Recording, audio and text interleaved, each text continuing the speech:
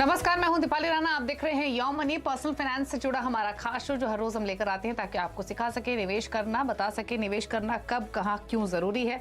आपके तमाम सवाल इस शो में हम शामिल करते हैं और आपके पोर्टफोलियो को बेहतर बनाने में हमारे एक्सपर्ट्स करते हैं आपकी मदद। तो सबसे पहले तरीका नोट कर लीजिए शो में शामिल होने का। आप अपने सवाल हमें व्हाट्सएप के थ्रू, ईमेल के थ्रू और सोशल मीडिया प्लेटफॉर्म्स के थ्रू भेज सकते हैं। व्हाट्सएप नंबर है 7045220000। इसके अलावा yomani@nw18.com हमारी ईमेल आईडी है। साथ ही फेसबुक, ट्विटर पर ये शो आप लाइव भी देख सकते हैं और साथ ही अपने क्वेश्चंस भी पोस्ट कर सकते हैं #आस्कआवाज योमनी लिखकर। आज आपकी सभी क्वेरीज को आंसर करने के लिए हमारे साथ पूनम रुंगटा मौजूद है जो कि सर्टिफाइड फाइनेंशियल प्लानर है। पूनम जी नमस्कार, स्वागत है आपका। और आपसे सवालों पर राय लेंगे, लेकिन उससे पहले एक डिस्कशन करना चाहते हैं सोने पर, क्योंकि सोना एक ऐसा इन्वेस्टमेंट टूल रहा है हमेशा से जिसके बिना पोर्टफोलियो अधूरा है। और अगर किसी भी इन्वेस्टर ने लॉन्गर टर्म विजन के साथ इस इन्वेस्टमेंट टूल को अपने पोर्टफोलियो में शामिल किया है तो उसने काफ़ी अच्छे रिटर्न्स कमाए हैं। कंसीडरिंग अब 60,000 के ऊपर सोने का भाव आ चुका है, काफ़ी सारे इन्वेस्टर्स हैं जो अवेयर होकर अब जानना चाहते हैं कब, कहां, कैसे इन्वेस्ट करें। तो बताइए सबसे पहले तो, क्योंकि मौका अक्षय तृतीया का भी है तो ऐसे में तो सोने में निवेश भी शुभ माना जाता है। तो क्या सजेशन आपका रहेगा हमारे व्यूअर्स के लिए, सबसे पहले तो गोल्ड इन्वेस्टमेंट को लेकर? हाँ दीपाली, आपने सही कहा। हमारे देश में सोने की खरीद जो है वो कई मौकों पे कंपलसरी होती है। अक्षय तृतीया उसमें से एक दिन है, कोई का बर्थ होता है तो कंपलसरी लेते हैं, शादी के मौके पे लेते हैं। हर ही उत्सव के मौके को मनाने के लिए हमारे देश में गोल्ड से मार्क किया जाता है उस दिन को। इसलिए हमारे यहाँ ऑटोमेटिकली अगर आप बारीकी से देखें तो एक गोल्ड की एसआईपी जैसी बनती जाती है। लोग बहुत मतलब कई लोग एवरी धनतेरस पे खरीदते हैं, तो हर साल कंपलसरी जब वो गोल्ड की बाइंग करते तो एसआईपी होती चली जाती है। अब सवाल ऐसा है कि गोल्ड किस तरीके से खरीदते। Gold as a financial planner हम एडवाइस करते हैं कि आपके पोर्टफोलियो में 15 से 20% होना ही चाहिए, जो हमारे देश में किसी न किसी तरह होता ही है। अब जिस तरह से गोल्ड में निवेश करने के डिफरेंट विकल्प हमें मिल रहे हैं, जैसे कि आप ऑनलाइन कर सकते हैं, आप ईटीएफ ले सकते हैं, आप गोल्ड बॉन्ड ले सकते हैं, म्यूचुअल फंड के थ्रू गोल्ड में एसआईपी भी कर सकते हैं, और फिजिकल गोल्ड तो हमेशा से पॉपुलर एक रास्ता है ही। और इस तरीके से जो वेरियस ऑप्शंस है उसमें से बेस्ट कौन सा है वो हमने चुनना है, जो हमें सूट करता है वो हमें चुनना है। अब बात आती है सबसे बहुत अहम इसमें जो अभी मुद्दा चल रहा है गोल्ड में दीपाली, वो है कि टैक्सेशन का। तो जो अमेंडमेंट्स आए हैं अभी डेट म्यूचुअल फंड में, उसके लपेटे में गोल्ड भी आ गया है, उसका घरे में गोल्ड भी आ गया है। तो 1 अप्रैल के बाद जो भी गोल्ड हम खरीदेंगे उसके बेचने पे जो पहले लॉन्ग टर्म इंडेक्सेशन बेनिफिट मिलता था 3 साल की होल्डिंग पीरियड पर, वो अब रद्द कर दिया गया है। कोई भी तरीके का कोई इसमें रियायत नहीं मिलेगी, आपको अपने टैक्स स्लैब के हिसाब से टैक्स भरना होगा। मगर इसमें एक छोटा सा ट्विस्ट है। अगर कोई निवेशक ने गोल्ड बॉन्ड खरीदे हैं और उसे होल्डिंग पीरियड तक वो रखते हैं, यानी 8 साल का जो होल्डिंग पीरियड होता है सोवरिन गोल्ड बॉन्ड में, जो मैं मानती हूँ कि one of the best way of investment in gold है। अगर आपके पास 8 साल का समय है गोल्ड को होल्ड करने का, क्योंकि उसमें आपको न सिर्फ गोल्ड की बढ़ती कीमतों का फायदा मिलता है, आपको 2.5% का हर साल उसमें इंटरेस्ट भी मिलता है, और साथ ही अगर आप मेच्योरिटी तक आप उसको रखते हैं तो आपको टैक्स बेनिफिट भी मिलते हैं, वो टैक्स फ्री गेन्स होते हैं। तो टैक्स के लिहाज से देखेंगे तो गोल्ड सोवरिन गोल्ड बॉन्ड्स एक बेहतर विकल्प है, उसे आप ले सकते हैं। मगर उसमें एक माइनस पॉइंट ये है कि ये जब ट्रांचेस ओपन होती है गवर्नमेंट के, आरबीआई के द्वारा, गवर्नमेंट के द्वारा, तभी आप इसमें निवेश कर सकते हैं, वरना ये जब भी खुलेगा तब आपको राह दिखनी है। अब अक्षय तृतीया के मौके पे अगर गोल्ड बॉन्ड अवेलेबल नहीं है तो आप फिजिकल गोल्ड का भी रुख कर सकते हैं। उसमें जो थोड़ी बहुत दिक्कतें आती है फिजिकल स्टोरेज की और उसके संभालने की और चोरी होने के डर की, तो वो जरूर होंगी, मगर उसमें इंडेक्सेशन बेनिफिट अभी भी डिसअलाउ नहीं किया है। वरना गोल्ड ईटीएफ जो है वो सबसे अच्छा तरीका है, लो कॉस्ट है, और इसमें मार्क टू मार्केट आपको कॉस्ट का फायदा मिलता है। और कोई निवेशक अगर एसआईपी के जरिए यानी थोड़ा थोड़ा एक्यूमुलेट करना चाहते हैं तो मुझे लगता है गोल्ड के जो म्यूचुअल फंड के द्वारा गोल्ड फंड्स है उसमें एसआईपी करना भी एक बेहतर विकल्प है। सभी तरीके के विकल्प में जो अंडरलाइंग एसेट है वो तो है गोल्ड। जो आपको सूट करता है और जिसमें आप कंफर्टेबल हैं, आप उसे चुन सकते हैं। ओके अच्छा, एक चीज और, अगर हम अलग अलग कैटेगरी ऑफ इन्वेस्टर्स की बात करें, फिर चाहे वो बिगनर्स हो, ओल्ड एज इन्वेस्टर्स हो, यंगस्टर्स हो, अगर एज पर्सपेक्टिव को ध्यान में रखें तो क्या सजेशन आपका रहेगा? कौन कौन से टूल्स किस पर्टिकुलर इन्वेस्टर को सूट करते हैं? और देखिए दीपाली, जो यंग इन्वेस्टर हैं they are very comfortable with online buying. उनके पास डीमैट अकाउंट भी होता है और कोविड के बाद तो डीमैट अकाउंट सभी के पास है, तो आप डीमैट के जरिए ईटीएफ ले सकते हैं बिकॉज इसमें कॉस्ट भी लो है और लेने बेचने की जो प्रक्रिया है वो बहुत इजी है। ईज ऑफ इन्वेस्टमेंट, आप कभी भी ले सकते हैं, कभी भी बेच सकते हैं। जो ओल्डर इन्वेस्टर्स हैं उन्हें आई थिंक अभी तक भी फिजिकल गोल्ड में ज्यादा कंफर्ट लगता है, क्योंकि वो उसे फिजिकली महसूस करके जो उन्हें सेंस ऑफ सिक्योरिटी महसूस होती है वो है। हाँ, यहाँ मैं जरूर कहूंगी कि गोल्ड ऑर्नामेंट्स की तरफ बिल्कुल रुख ना करें। Don't take them as an investment this thing, क्योंकि उसमें प्योरिटी भी क्वेश्चनेबल होती है। हॉलमार्क लोग चेक नहीं करते हैं, साथ में मेकिंग चार्जेस लगते हैं, और जब आप बेचने जाते हैं तो उसमें नुकसान होता है। तो गोल्ड ज्वेलरी को बिल्कुल इस कैटेगरी में ना लें। Specially women, I would target women to say कि इसमें अगर आपने कोई गोल्ड खरीदा है तो उसे एज ए इन्वेस्टमेंट ना समझे। प्योर गोल्ड और वो भी 24 कैरेट गोल्ड जो होता है उसकी प्योरिटी होती है। और जो निवेशक सोवरेन गोल्ड बॉन्ड ले सकते हैं, मुझे लगता है वो एक बेहतर विकल्प होगा, स्पेशली अगर आप अपनी डॉटर्स को गिफ्ट करना चाहते हैं, which is one of the main reason in our country क्यों लोग एक्यूमुलेट करते हैं। तो इस तरीके के अलग अलग ऑप्शंस जो आपको सूट करते हैं, जिसमें आप कंफर्ट महसूस करते हैं, वो लें। ऑप्शन टैक्सेशन के हिसाब से भी अब आपको ऑप्शंस चेंज करने होंगे, बिकॉज पहले सभी का टैक्सेशन एक था, अब टैक्सेशन में भी बदलाव आया।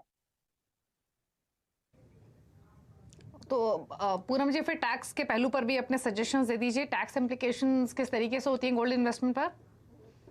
देखिए, पहले तो गोल्ड को डेट कैटेगरी में ही माना जाता है, तो उसको डेट कैटेगरी में हमें इंडेक्सेशन बेनिफिट होल्डिंग अगर हम रखते हैं एसेट की, तो उसके बाद अगर हम इंडेक्सेशन बेनिफिट के साथ tax long term capital gain के तहत 20% टैक्सेशन भर के, जो बहुत ही कम आता था, नेग्लिजिबल था, तो it was a very comfort zone. अब वो रद्द कर दिया गया है। 1 अप्रैल के पहले आपने जो भी इन्वेस्टमेंट करें उस पे तो अभी भी आपको वो फायदा मिलेगा, मगर 1 अप्रैल के बाद अगर आपकी कोई एसआईपी चालू है गोल्ड फंड्स वगैरह में, बिकॉज ये फंड ऑफ फंड्स हो जाते हैं, क्योंकि ईटीएफ में इन्वेस्ट करते हैं गोल्ड फंड्स में, तो वो आपको टैक्स का फायदा नहीं मिलेगा। उसी लिहाज से मैं ये बार बार दोहरा रही हूँ कि गोल्ड सोवरेन बॉन्ड जो है, सोवरेन गोल्ड बॉन्ड जो गवर्नमेंट आयात करती है डिफरेंट ब्रांचेस के जरिए, उसमें आप अगर निवेश करेंगे तो आपका टैक्स का बेनिफिट फिर भी मिलेगा। और दूसरा, फिजिकल गोल्ड इसमें थोड़ा एक कदम आगे है, उसमें आपको इंडेक्सेशन बेनिफिट और लॉन्ग टर्म का अभी भी फायदा होगा। तो जब आप ईटीएफ के जरिए कर रहे हैं, या आप, क्योंकि म्यूचुअल फंड में भी जिन इन स्कीम्स में थोड़ा बहुत गोल्ड, यानी 35% से ज्यादा अगर डेट आपके पोर्टफोलियो में, आपके स्कीम में है, तो उसे लॉन्ग टर्म कैपिटल गेन का फायदा नहीं मिलेगा। पर दीपाली, सभी म्यूचुअल फंड कंपनीज के फंड मैनेजर्स इस पे रिवर्क कर रहे हैं, they trying to make it a tax thing in the tax free regime, क्योंकि 35% से ज्यादा रहेंगे तो इक्विटी का बेनिफिट मिलता है। तो ये सब जरूर में ध्यान रखने वाली चीज है, बिकॉज टैक्स एक बड़ा पहलू हो जाता है जो आपके रिटर्न्स को कम कर देता है। ओके, चलिए, तो ये तमाम पर्सपेक्टिव्स के हिसाब से पूनम जी ने आपको गोल्ड इन्वेस्टमेंट के बारे में बताया है। गोल्ड में निवेश करने के कब, कहाँ, कैसे मौके हैं, टैक्स इम्प्लीकेशंस, अगर आप यंगस्टर्स हैं, मिडिल एज्ड है, या फिर आप सीनियर सिटीजन हैं, आपको कौन सा टूल सोर्स सूट करता है, वो बातें भी आपको पूनम जी ने यहाँ पर समझाई। उम्मीद करते हैं आपको समझ में आया होगा। कोई सवाल हो गोल्ड इन्वेस्टमेंट से जुड़ा हुआ तो आप बेझिझक अपने क्वेश्चन हमें भेज सकते हैं। चलिए आगे बढ़ेंगे, अब सवालों को शामिल कर लेते हैं। और पहली कॉलर सरस्वती पवार दिल्ली से हमारे साथ मौजूद हैं। सरस्वती जी नमस्कार, बताइए क्या सवाल है? नमस्कार मैम। मैम, मैंने आपको अपनी डिटेल शेयर करी है, उसमें मेरे पास काफी म्यूचुअल फंड्स हैं, तो मैं अभी सिर्फ 5 में इन्वेस्ट करना चाहती हूँ, द बेस्ट 5। तो वो मुझे आपकी एडवाइस चाहिए। एज सच मेरा कोई गोल नहीं है, but just to create wealth, और मुझे अनदर 5 इयर्स के लिए खाली इन्वेस्ट करना है बस।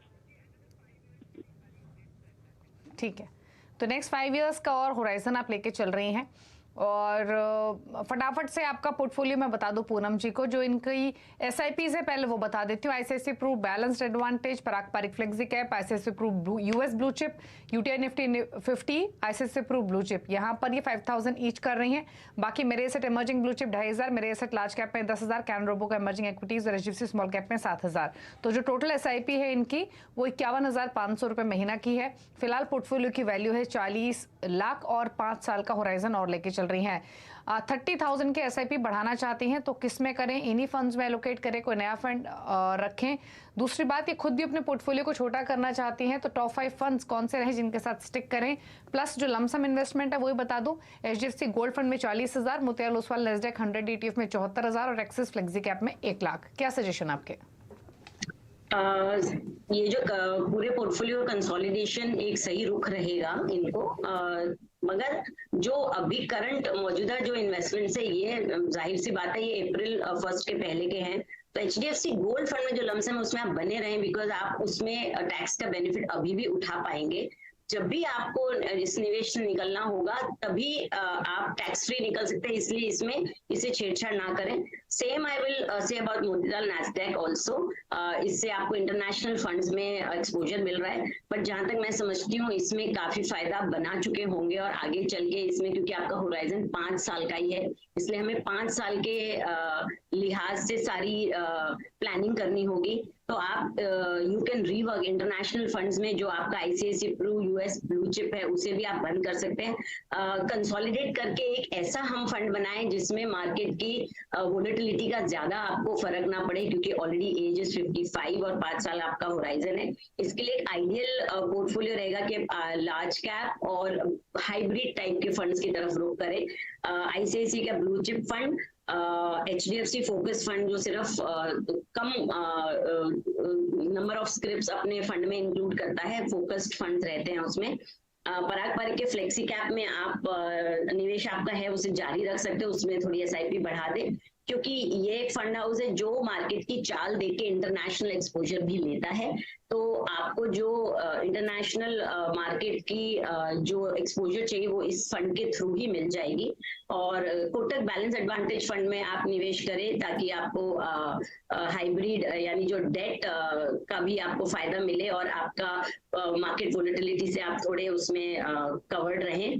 ICICI का मल्टी एसेट फंड में जरूर रेकमेंड करूंगी इन्हें, बिकॉज उसमें गोल्ड और डेट और इक्विटी तीनों ही शामिल है, और आगे चल के अगले 2-3 साल हमें गोल्ड के डेट के बहुत प्रॉमिसिंग लग रहे हैं। गोल्ड डेट रिटर्न्स अच्छा होगा क्योंकि इंटरेस्ट रेट पीक आउट हो चुके हैं, वो धीरे धीरे अब नीचे आएंगे।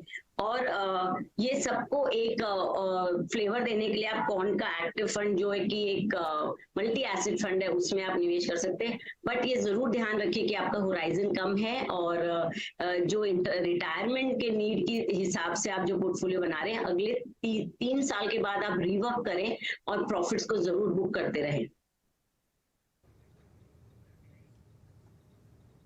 ओके, चलिए, तो ये सजेशन दिए गए हैं आपको।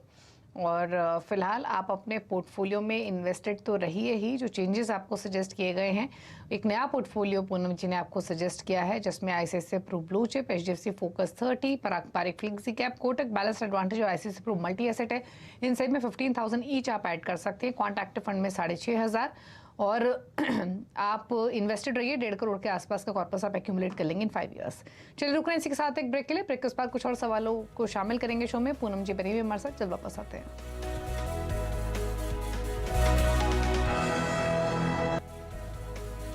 आप देख रहे हैं यॉम मनी। कुछ और कॉलर से बातचीत करते हैं। अतुल मुखर्जी हमारे साथ मौजूद है पश्चिम बंगाल से। अतुल जी नमस्कार, पूछिए क्या सवाल है आपका। जी मैम, मेरे 3 SIPs चल रही हैं। वैसे आपका वो जो डिटेल दिया हुआ था, मिड कैप है आपका कोटक का, और स्मॉल कैप हो गया आपका ये कैनेरा रोबेको, और मिराई एसेट का मिड कैप है।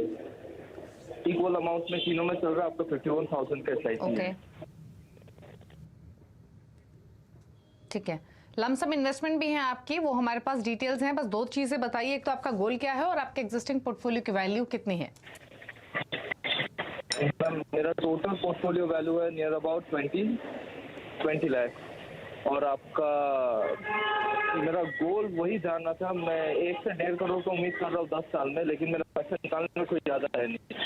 10 साल रहे ठीक मेरे है। लिए वही तो निकाल। ओके, ठीक।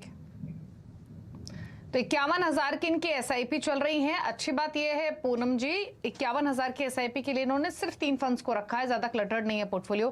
Canara Robeco small cap, Mirae Asset mid cap और कोटक इमर्जिंग इक्विटी, तीनों में 17,000 ईच डाल रहे हैं। इसके अलावा लमसम है कैनरा रोबोको स्मॉल कैप में 8 lakh, Nippon India small cap में 4 लाख, टाटा स्मॉल कैप में 4 लाख और क्वांट स्मॉल कैप में 4 लाख।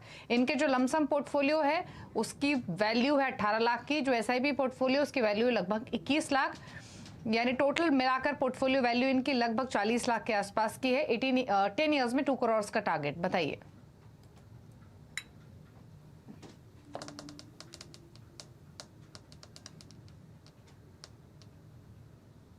पूनम जी, आपको ऑडियो मिल रही है?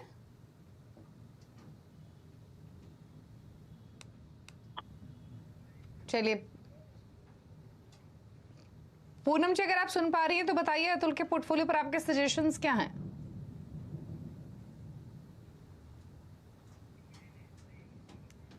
चलिए, कोई तकनीकी खामी है। हालांकि मौसम के मिजाज तो दिल्ली में बिगड़े हुए हैं, लेकिन पूनम जी की फोन लाइन वापस से कनेक्ट करके उनसे बातचीत करेंगे। फटाफट से अगर मैं इनका पोर्टफोलियो का एक बार नज़र दिखाऊं, जो पोर्टफोलियो इन्होंने अपना क्रिएट किया हुआ है, तो उसमें लमसम इन्वेस्टमेंट्स में इन्होंने 4 फंड्स रखे हैं।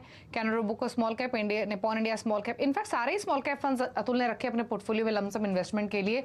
और जो टोटल पैसे डाल रहे हैं ये सभी स्मॉल कैप फंड्स इन्होंने चुने। तो काफ़ी अग्रेसिव थॉट है इनका उस चॉइस के साथ जाने के लिए। ऑल्दो जो एसआईपी कर रहे हैं उसमें फिर भी डाइवर्सिफिकेशन है, क्योंकि यहाँ पर इमर्जिंग इक्विटी, मिड कैप और स्मॉल कैप कैटेगरी इन्होंने शामिल की हुई है। पूनम जी से बातचीत करेंगे और समझेंगे इनके पोर्टफोलियो पर सजेशंस। ऑल्दो पूनम जी की सलाह यही है कि जो आपका एग्जिस्टिंग पोर्टफोलियो है, स्पेशली जो एसआईपी पोर्टफोलियो है, उससे आप ऑलमोस्ट 65 लाख के आसपास की राशि एक्यूमुलेट कर सकेंगे इन 10 ईयर्स। लमसम पोर्टफोलियो ऑल्दो आपका अलग है। और एग्जिस्टिंग पोर्टफोलियो की बात करें तो गोल तो आपका अचीवेबल लग रहा है 2 करोड़ का इस इन्वेस्टमेंट से, अगर लमसम इन्वेस्टमेंट को भी कंसिडर करें। बट एक ही चिंता है, वो ये कि आपकी जो लमसम इन्वेस्टमेंट है वो डाइवर्सिफाइड नहीं है। आपने पूरा एक्सपोजर आपने स्मॉल कैप में किया हुआ है। पूनम जी सुन पा रही है? पूनम जी, अतुल के लिए आपके सजेशंस? बताया दीपाली जी कि ये जो इनका लमसम इन्वेस्टमेंट है, Canara small cap, Nippon small cap, फिर टाटा स्मॉल कैप, कौन स्मॉल कैप, ये सभी फंड स्मॉल कैप कैटेगरी में बहुत बेहतरीन है। मगर सारे ही हमें अपने पोर्टफोलियो में शामिल करने की बिल्कुल जरूरत नहीं है, क्योंकि अगर ये स्मॉल कैप कैटेगरी अगर नहीं प्रॉफिटेबल रही आगे चल के, तो आपका पूरा का पूरा पोर्टफोलियो लॉस में होगा और आप पैसे नहीं बना पाएंगे। और हमारा मेन जो पर्पस है इन्वेस्ट करने का, वो पैसे बनाना है, अच्छे रिटर्न्स करना है। इसलिए हम हमेशा सलाह देते हैं कि आप अपने पोर्टफोलियो को डिवर्सिफाइड रखें और अलग अलग कैटेगरीज में, ना ही अलग कैटेगरीज बल्कि अलग अलग म्यूचुअल फंड की एएमसी हैं वो भी चूज करें। तो आप एक अच्छा सा डाइवर्सिफाइड पोर्टफोलियो बनाएं, क्योंकि आपकी जो रकम है इन्वेस्टमेंट की वो बहुत अच्छी है, जिससे आपके जो गोल्स है 10 साल में 2 करोड़ अचीव करने के बहुत आसानी से हो जाएंगे। इसके लिए एक आइडियल पोर्टफोलियो बनाएं। ICICI blue chip, Kotak emerging equity fund, Nippon India small cap fund और क्वांट एक्टिव फंड, ये आप अपने पोर्टफोलियो में रखेंगे तो आप आराम से अपने गोल्स को अचीव कर पाएंगे। और साथ ही जो लमसम इन्वेस्टमेंट्स है उनके लिए अगेन मैं वो बात रिपीट कर रही हूँ दीपाली, जो मैं पहले भी कही हूँ कि जो अप्रैल 1 के बाद जो कैपिटल गेन्स में बदलाव आया है उसका फायदा हमें उठाना चाहिए बहुत सोच समझ के। तो जो इनके स्मॉल कैप में इन्वेस्टमेंट्स हैं उसे वो हर साल एक साथ ना निकले, उसमें से प्रॉफिट बुक हर साल एक जो हम प्रॉफिट हार्वेस्टिंग कहते हैं, क्योंकि 1 लाख तक के प्रॉफिट पे लॉन्ग टर्म कैपिटल गेन मिल होता है, हमें कोई तरीके का कैपिटल गेन नहीं भरना पड़ता है। क्योंकि अगर हम टैक्स बचाने की भी पद्धति साथ में रखेंगे तो हमारे रिटर्न्स की जो मात्रा है वो बढ़ जाएगी, वरना टैक्स भरने में आपके काफी पैसे चले जाएंगे। इसलिए हर साल प्रॉफिट हार्वेस्टिंग करें और धीरे धीरे इन फंड्स को हटा के आप दूसरे कैटेगरीज में शामिल करें और 10 साल का जो होराइजन है उसको रिव्यू करते हुए 7वें या 8वें साल में आपको कॉल लेना चाहिए कि आप अपने एग्रेसिव फंड्स में से निकल के थोड़े पैसिव फंड्स की तरफ जाएं ताकि आपकी प्रॉफिट बरकरार रहे। ओके, चलिए, तो आपको सजेशन दिए गए हैं। अब बात करते हैं एक और सवाल की। समीर ने ईमेल के थ्रू भेजा है। 35 साल इनकी उम्र है, 10,000 की SIP कर रहे हैं और फिलहाल इनकी जो कॉर्पस पोर्टफोलियो की वैल्यू है वो 1,80,000 रुपए है। 13 साल में 2 करोड़ का टारगेट लेके चल रहे हैं। HDFC बैलेंस एडवांटेज फंड में 1,000 डाल रहे हैं, Canara bank blue chip equity में 2,000, पराग पारिक फ्लेक्सी कैप में 2,000 और कोटक इमर्जिंग इक्विटी में 1,000। बताइए आपके सजेशंस इनके पोर्टफोलियो पर। देखिए, अगर 1.5 करोड़ रुपए 13 साल में बनाना चाहते हैं और ऑलरेडी जो इनका 1,80,000 का पोर्टफोलियो उसको भी साथ में रखें तो इन्हें कम से कम 30,000 तक की इक्विटी SIP करनी होगी जिससे ये अपने गोल अचीव कर पाए। अगर ये 30,000 की नहीं कर सकते तो अपने या तो टाइम होराइजन को बढ़ा दें क्योंकि जो कंपाउंड इफेक्ट है जैसे जैसे समय हम ज्यादा लगाते हैं वो बहुत ब्यूटीफुली वर्क करता है। तो अगर आप 30,000 की SIP अभी नहीं कर सकते तो धीरे धीरे उसे बढ़ाएं। और अगेन 10,000 के SIP के लिए 8 फंड मुझे बहुत ज्यादा लग रहे हैं, इसे थोड़ा कंसोलिडेट करें और इन्हीं स्कीम्स में आप टॉप अप करते जाएं 10 to 20% एवरी ईयर जैसे जैसे आपकी इनकम बढ़ती है। ये एक बहुत अच्छा तरीका होता है to build up wealth slowly and steadily. आप पारंपरिक के फ्लेक्सी कैप फंड में चालू रखें अपना निवेश, कोटक इमर्जिंग इक्विटी फंड में चालू रखें, उसको बढ़ा के 2,000 कर दें। SBI स्मॉल कैप में आप कंटिन्यू करें, 500 रुपए जो आप ऑलरेडी कर रहे हैं उसको भी बढ़ा के बाकी फंड से जितना ही इक्वल कर लें 2,000 रुपए कर दें।